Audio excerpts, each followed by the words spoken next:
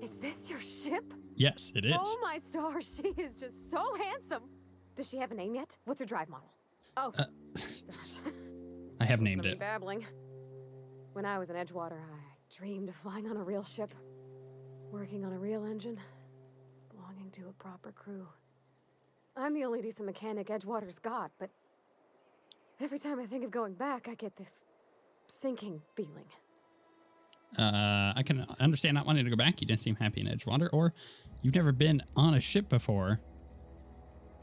Yeah, I can understand not wanting to go back. Well, it's kind of you to say that. And you're right. I wasn't happy. I want to ask you something, and you can say no. But can I come with you? I could tend to your engine. I know my G-valves for my catalyzers, and I can keep your ship singing. And if you ever need a pair of eyes watching your back, I can do that too. What do you think? You're in. You've been like the best companion I've had so far. I mean, I've only had one companion so far, but you've been the best one. I'm glad to have you along. Pick Cam and it's yours. Yes. Yes! I mean, thanks. You won't regret this, mister.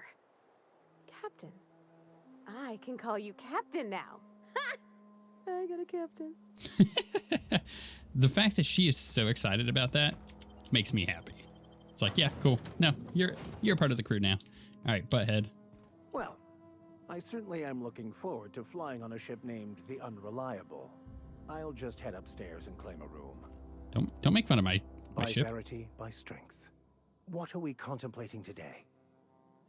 Your death. I'd like to know something about those I'm flying with. What's your story? Or tell me again. As the book is in French.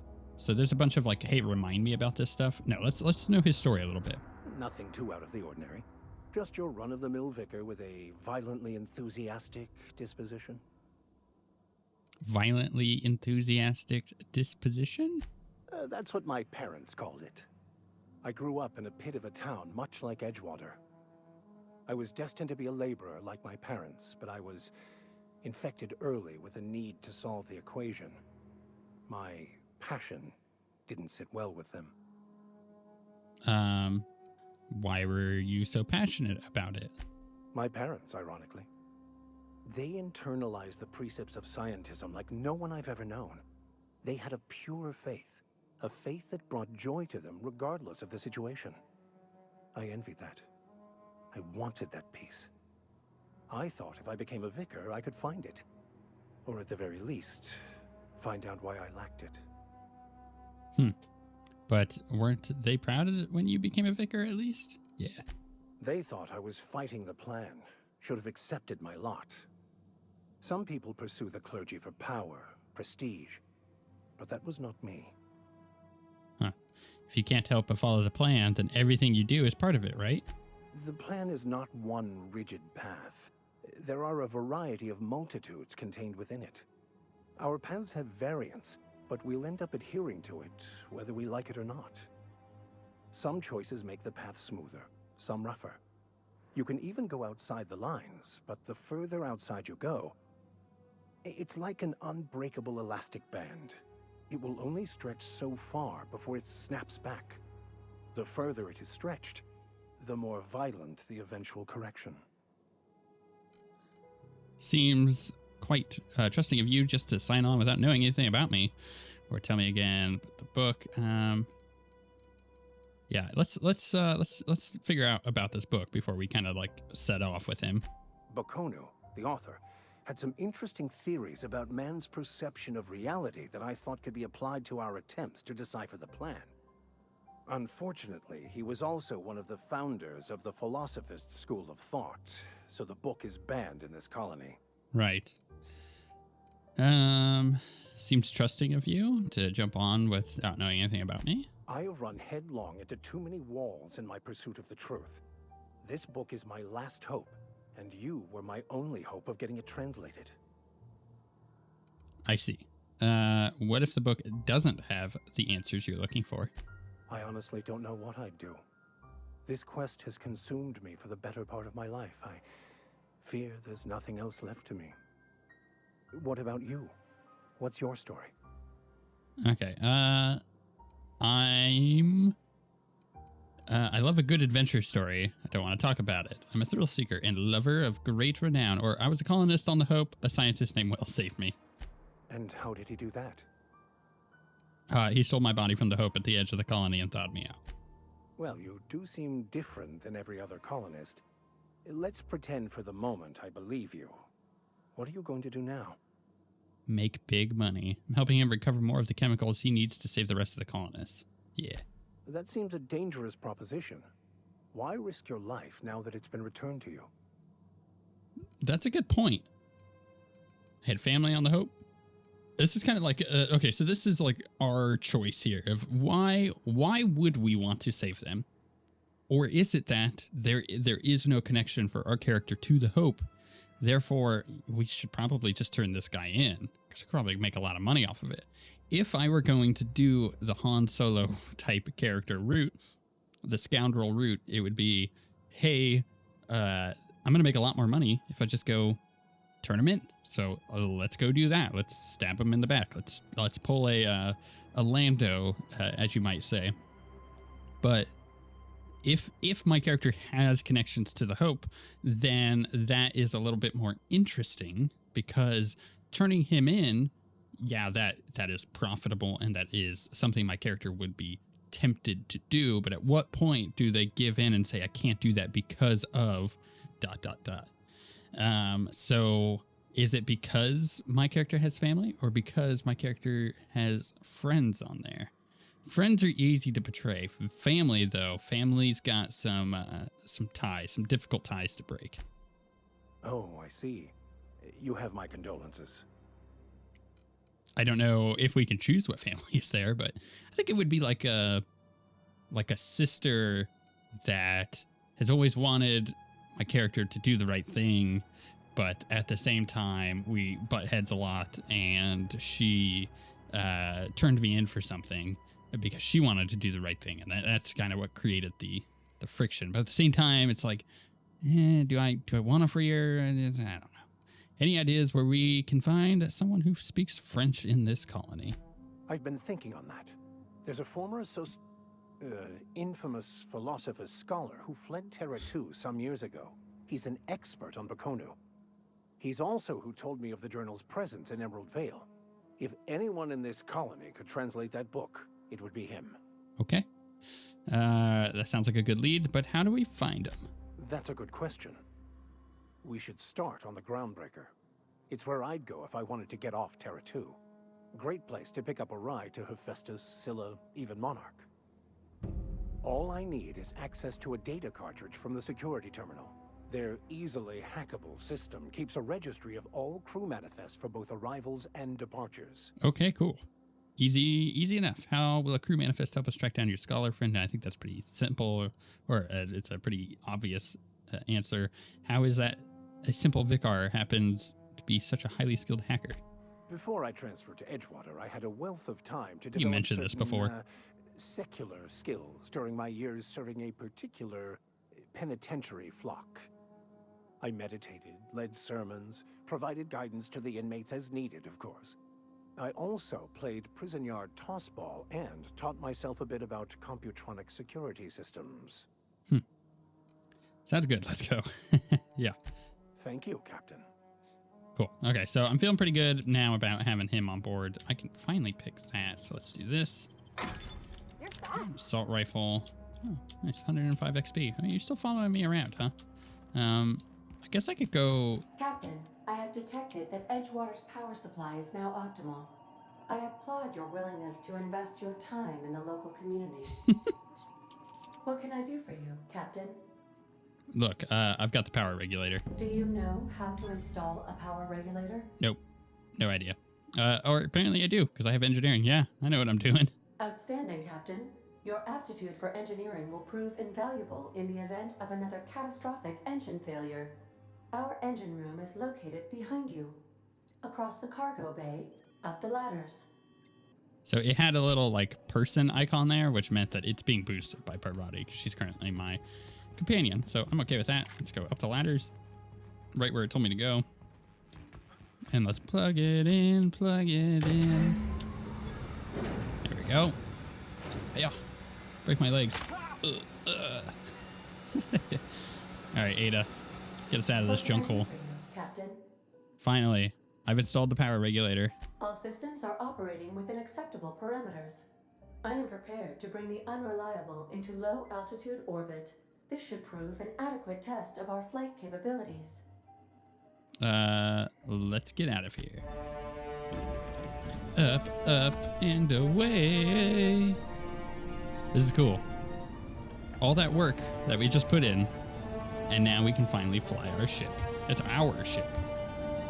We didn't steal it, we just inherited it. Against all odds, the Unreliable takes flight. We have I like received that. a communication request from Dr. Phineas Wells. Good. I've been waiting to hear from him. Aha, there you are. Hale and hearty, and captain of your own ship. I see you're putting the Unreliable to good use. Shame about her former captain. Horrible way to die. How are you feeling, by the way? I lost track of you in that cave back there. Experiencing any, unnatural drippage? Perfectly normal side effect of thawing, I assure you. I've been feeling a little lightheaded. Also, I can slow down time. Oh, that, yes, that's probably permanent. I wouldn't worry about it, though. I'm sure you're fine. What you saw in Emerald Vale is happening all across the colony. Food shortages, lack of supplies, and basic necessities. We're dying. The chairman, the minister, and all their lackeys on the board are to blame. The Hope has some of the brightest minds Earth ever sent us. If we can revive the Hope's colonists, they can help us undo the board's mistakes. They can help us set things right. You need to get to Stellar Bay on Monarch. I have contacts there. They'll help me, help us, find the chemicals to revive your fellow colonists. Gladys Kelly, lovely woman, runs a cozy little black marketing outfit on the Groundbreaker. She can get you a nav key to land on Stellar Bay. Okay. Fine, I'll have a word with Gladys. Why do I need a nav key to land on a planet? Slow down, you asked me to get involved with the black market? I'm not going to ask that. That's totally fine with me. Or I could put a couple light years between me and the Halcyon. Or can't I land somewhere outside Stellar Bay? Why do I need a nav key? Strictly speaking, Monarch is a moon, terraformed badly, and almost completely lawless. You'll love it. Captains don't fly their own ships, you see. Your navigation terminal handles the, navigation. Think of a nav key as a set of flight instructions. The board's been confiscating nav keys for Stellar Bay, so we must rely on unconventional means of acquisition. Hence, Miss Gladys Kelly. Okay, I'll go right, the black marketer, yeah. Gladys and I have been doing business for years. Her smuggling credentials are unimpeachable. If anyone can get you a key to Monarch, it's her. Okay, I like that. I'll go have a word with her. Excellent. I'll send her a wireless. Let her know you're coming. By the way, I gave Captain Hawthorne a disguise apparatus of my own design, cutting-edge technology, years ahead of its time. I call it the Holographic Shroud. I'm sure it will prove remarkably useful to you. You'll find it in the captain's quarters. Okay, I'll put it to good use. Excellent. I'll contact you once you've found a way to get to Stellar Bay. If you have any questions, come see me in my lab. And remember, don't trust the board. They'll try to win you over with promises of wealth and power, but it's a lie. The board's only interested in filling their own pockets. If we don't put a stop to them, they're going to run this colony to the ground. Transmission ended. If you are ready to depart, please select a destination on your navigation terminal. Okay. Oh, look at us. We're in orbit. Oh, this is cool. I like this a lot. Oh, it's very pretty. Oh, there's something over there. We got I guess that's the planet we were just on with the rings around it. Okay, it's cool. Right, let's go check out the rest of our ship. Oh, we have an opportunity to do so. I need to pick up that shroud. This is my favorite room. It's so spacious. Thanks, Ada. All right, let's break some of this down, I think. So I really mostly want to break this stuff down for the parts more than anything else. Whoops. Repair. Let's repair all, all equipped, except, I could tinker and modify. So maybe we modify our shotgun. Do we have anything good? Critical damage plus 25%. Or firing noise minus 66%. That's really interesting. So basically I could, it puts the noise range down quite a bit. So it silences it so dudes won't come like running at me. I'm not too concerned about that. I think we should do the crit damage and install this one. Install. There we go. Yes. Okay, cool. Cool. I like that. Can also add ranged weapon mod. Magazine changes the weapon's damage type to plasma, which is good, or to shock, which is good against like robots. Let's do plasma. That sounds cool. The damage per minute goes up. The damage per second goes up with both of these. About the same. So let's just go ahead and install that one. I like that. I like being able to, modify my weapons. So we could add the muzzle on that one to silence it. And we can make this one shock, which actually might not be bad. It's currently plasma, isn't it? What damage type is that? It's plasma. So I could change it to shock. Or I could just wait and try to get a better weapon. That actually might be a better idea. So let's do that. Okay. I like that. That shotgun. It's really cool. I'll talk to Parvati before we, set flight. Oh, that's my reset thing. I don't want to reset anything yet. Feeling pretty good about my build. I kind of wish my pistols did slightly more damage, but hey, it's good the way it is. All right, we haven't seen that yet because that was all locked down. All of this was locked down before. Sensors are picking up a rich array of hydrocarbons. Okay. That's cool, whatever. Crew quarters. More crew quarters. Another one. Is there anything actually to look at here? Oh, this one's got a book. Index of Banned Literature. Oh, this must be from the what's his butt. So part 1, various qualifying considerations. Part 2, principal rules of restrictive management. Part 3, morals and maxims of banning unethical literature. Part 4, proofs of the grand architect and predestination. Hey, refutation. So this is basically all just like book stuff. Okay, whatever. It's adding more to his lore.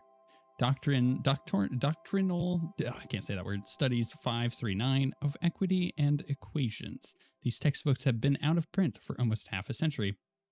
These margins are filled with scribbled notes, and many pages have been underlined. Some pages have come loose, the glue now yellowed and cracked along the spines.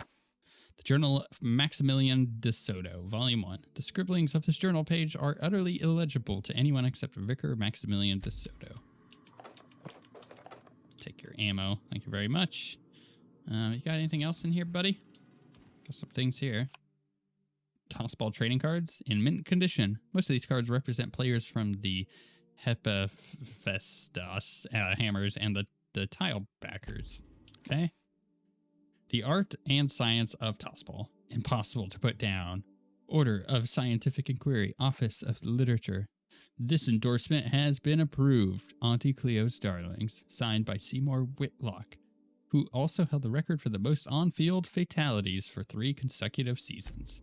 Kind of sounds like Blood Bowl. Yes, you caught me ruminating again. Guilty as charged. You're such a nerd. What's occupying your thoughts?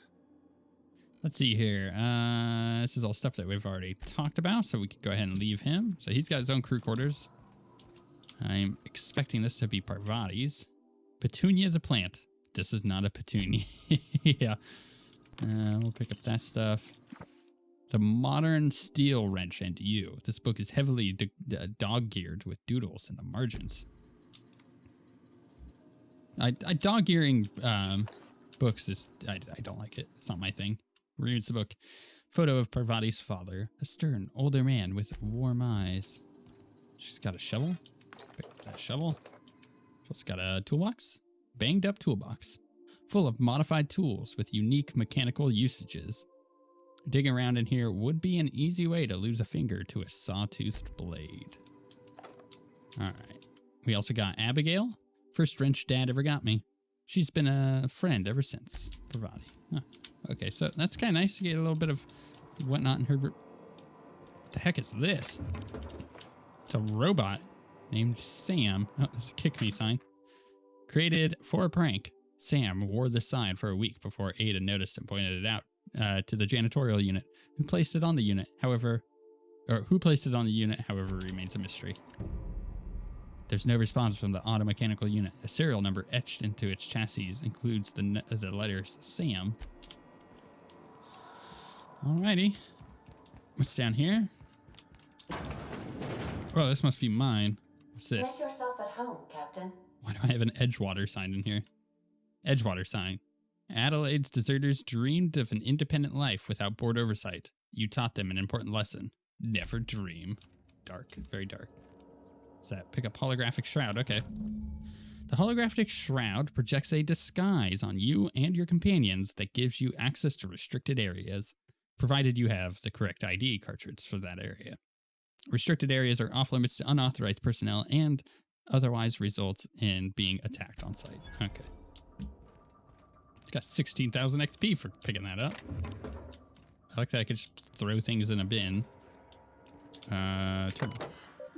Welcome, Captain. Messages for Alex Hawthorne. Please select the following options. Hawthorne's unread messages. Unread list from U Bedford.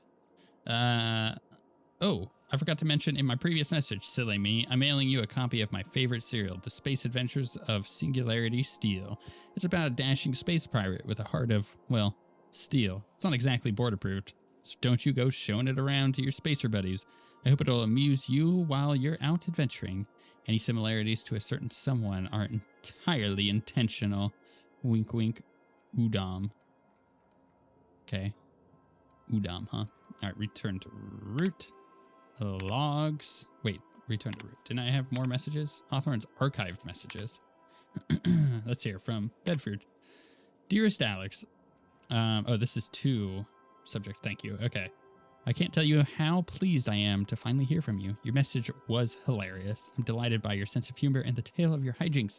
I hope your terminal will cooperate with for the foreseeable future. By the by, I was scrapping Groundbreaker's comms network for a tasty little tidbits, and I noticed you declined to dock at Edgewater landing pad and instead touched down in the wilderness. You rugged individualist, you. I only pray that the idiot Thompson wasn't giving you any trouble. Anyway, I hope your meeting down on Terra 2 proves fruitful, and I look forward to corresponding with greater regularity. Your best friend, Udom. All right. Alex, I don't know where you were raised, but I hazard a guess it may have been a barn, because anyone with even a modicum of decent rearing would know it's unforgivably rude to ignore the ardent, sincere messages of one's friends. Best, Udom, please respond.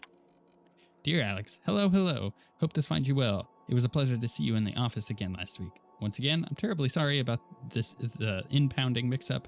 How could it have happened a second time?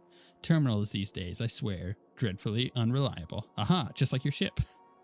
I hope you've given some thought to that thing we discussed. You know, about the Wells fellow. I'm sorry to press, but I have the strangest tickling feeling that you really do know him. And if you could just tell me where he is, well, it would be marvelous for our friendship, wouldn't it? Looking forward to seeing you again, wingman. Wink.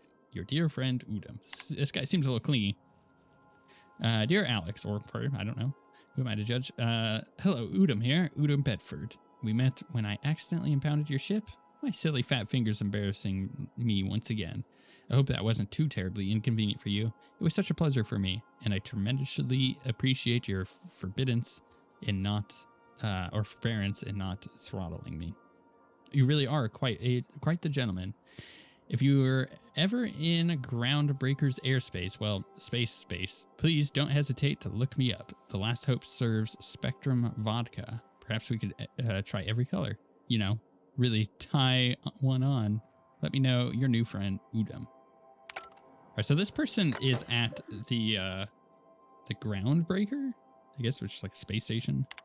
So I need to be careful with that Udom. I got to keep that name in mind. All right. Log entry number 1, titled Shrink Ray.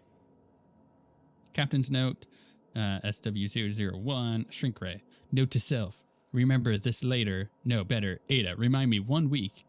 Or remind me weekly to check this log until I tell you to stop. Yes, I mean continually. No, Ada, not if I'm dead. Why would you even ask me that? Back to my point. I saw that in actuality, with my own 2 eyes, a sublimely powerful weapon in Wells's lab, just sitting there for the taking. If the gray hair were to look away or forget about it, maybe. Or if I had to ask a smidgen more nicely. He called it a shrink ray, but wouldn't let me test that claim after I lost my temper. Said he was inspired to create the thing by the achievements of the other scientists who dared to push the boundaries of human knowledge and decency laws. I had heard rumors of the fantastical weapon like this one, weapons that push the boundaries of the mind and science's cutting edge, but I figured they were just stories. To be honest, laying eyes on Wells's shrink ray firsthand is enough to make a fellow wonder if there's more to the rumors. More to be had. AH. Log 2.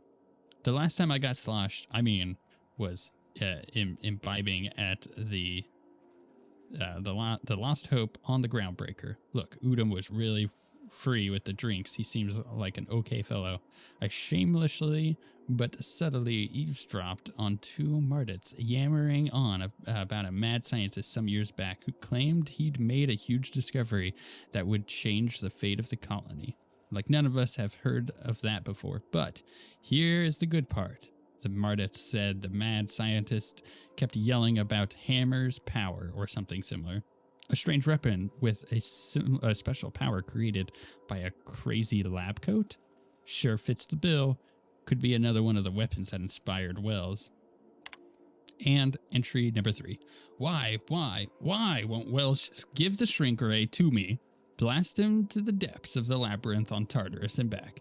Let the record show I did apologize for shouting him down 5 times, but architect be damned. It's just sitting there, neglected and gathering dust. I should have commandeered it and thanked him without asking permission or breaking expensive equipment when he said it wasn't ready yet and that even if it were, he couldn't entrust it to someone like me. What does that even mean, I ask? That I'm not trustworthy enough? That I'd use it to wipe out the good, hardworking folk of the colony like some sort of moralist psycho? I'll admit to maintaining some questionable associations, but I follow a strict code of me, myself, and mine. What's exactly what's not to respect in that? Exactly. Now I have to wait until Wells forgets or thinks he's misplaced it. In the meantime, I have been tracking down additional rumors pertaining to others of these science weapons throughout Halcyon.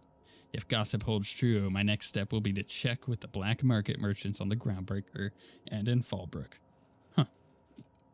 Excuse me. Got the hiccups all of a sudden. Search term, Sam. First search result. Wow, there's a lot of stuff to go through. But I guess I'm getting all of his story stuff, so I may as well go through this. Experimental notes. Do not forget, you found a discarded sanitation and maintenance auto-mechanical in Emerald Vale's scrap heap during your last job. It should not be too difficult to get it up and running. With a few key modifications, I can envision a combat-capable variant. Some might say a clean, mean killing machine. Should be fun. Second result. Removal of factory standard parts Suds Steeper was successful. Delivery of combat modified replacement part Acid Steeper has been delayed. Progress setback is estimated to be a solid 3 months. Not like I have more pressing matters to attend to. But I do. Third result. I'm giving up hope on the delivery The part is lost in transit, and it's not turning up anytime soon. But good news. I heard from a fellow who knows a gal who knows the broker, who overcharged me for the information regarding the location of the Acid Steeper. I can flinch. The part was sent to an old storage facility in Roseway. I sure never thought I'd go back to that pit. Good thing aunties abandoned it years ago. I'll pick it up following this next pit stop back to Emerald Vale. Wells wants me to chaperone some person of interest. Details come later. Okay, turn to route. I think that's everything. Leave. Wow, we got a bunch of information there. Acquire Phineas's science weapon. Acquire science weapon on Groundbreaker. So I'm guessing science weapons are like legendary weapons. Is kind of what it makes it sound like weapons that have really cool powers to them. The repair station No, is Parvati. currently idle. Crap. Okay. I'm gonna follow you up here. Wanted to talk to you real quick, woman. Stop walking away from me. Something busted, Captain? Yes. Nope. Okay, we're good. Just wanted to make sure that I didn't have anybody else to talk to. So I think we're gonna get a robot companion, which is cool. And apparently, this is our nav terminal, Monarch. There's all places we can go. Cilia, Typhon. This is cool. Okay. So we were on Terra 2. We need to go to the Groundbreaker. Or I could go to Phineas's lab and steal that weapon. Probably should get our sneak up a bit. Okay. Spacer's Choice Travel Advisory. Welcome to the system map. Here you can see all the planets in the system as well as some special points of interest that you may have discovered. You can fly your ship to any location that you have unlocked, though some landing bays require special codes and keys before they allow you to land there. Moving between planets is considered extremely dangerous, and all employees are encouraged to remain home or at work. Arrived at the Groundbreaker. Okay. Can I talk to Ada? Welcome back, Captain. How can I be of assistance? What you got for me? You know anything about the automechanical gathering dust in a janitor's closet? Yeah, let's ask about that. The unit is a cleaning SAM. Hawthorne brought it on board some cycles ago, I'm sure with the intent to modify it, but I've never seen it up and running. Alex likely recorded progress notes detailing his efforts to modify SAM. If you check the terminal in your captain's quarters, we may be able to determine what work remains in order for SAM to properly operate. I'm in the mood for some entertainment. Certainly, Captain. What would you like to hear? Ada, tell me a joke. Ada, play my favorite song. Yeah, tell me a joke. I need a little help with my calculus. Can you integrate my natural log? I'm so disappointed in that. Ada, play me a favorite song. Now playing a Spacer's Choice advertisement jingle. It's not the best choice. It's Spacer's choice. That's not my favorite song. Everyone in Halcyon is contractually obligated to label this or another board-certified jingle their favorite song. I see. As you wish, Captain. I must comply with all direct orders. Okay, I got a minute to talk. I'd like to learn more about the colony. Sure. What part of the colony would you like to discuss? Phineas's lab, the Groundbreaker, Terra 2. Let's talk about the Groundbreaker, because that's where I'm at. We're cleared to dock with the Groundbreaker if that's your desired destination. If we're going there, please be sure all docking forms have been filed in triplicate and fees have been paid. The Mardettes take their docking laws quite seriously. Okay. You can take care of that for us, right? Or, well, give me the spiel on the Groundbreaker. Yeah, sure. The Groundbreaker was Halcyon's original colony ship. It has since been repurposed as a service station in the Lagrange point of the system. Okay. Freighters often deliver or pick up goods from the Groundbreaker en route to other destinations. The city ship hosts an array of cargo bays, factories, housing sections, and more. Many of Halcyon's companies maintain office spaces with station representatives in what is considered a truly neutral territory within the system. If we're going there, please be sure all docking forms have been filed in triplicate and fees have been paid. The Mardettes take their docking laws quite seriously. Okay. You can take care of all that for us, right? I can, yes. Let me add that to my list of 1,435,498 tasks I am simultaneously executing in order to run our ship. Okay, thanks. Thanks, GLaDOS. You are more than welcome, Captain. Let's see here. Let's go. I'll be here. I'm feeling confident that we're set up to go here. Right. Oh, hey, Cap, Parvati. can we talk? Hey, Captain. I heard that Groundbreaker's got a real good engineer. A lady named Junlei Tennyson? What about her? I was thinking that maybe I ought to meet her. If you got time to swing us by, I mean. I don't got much experience fixing actual spaceships. I bet you a can of Borston beans she could teach me all manner of stuff. Okay, yeah, sure. We can head over to engineering. Yeah. Thanks, Captain. I'll be sure to make it worth your time. Did you want to talk about something else? No, I'm good. All right. Okay, cool. I guess this is how we leave our ship. Transition to groundbreaker docking base. Okay. So we have Vicar too. Who do I take? Actually,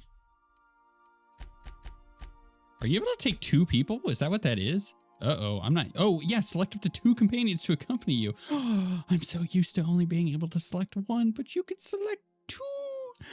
We can take both of these nerds. I'm so happy.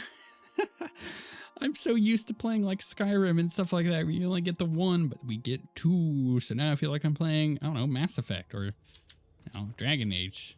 I really need to put some armor on him, though, if we're going to be doing anything here. This is definitely a giant ship. I didn't mean to do that. I really didn't mean to. Nobody saw that? I totally meant to do that. Jane, I hope you didn't see anything. This place is really freaking cool, though.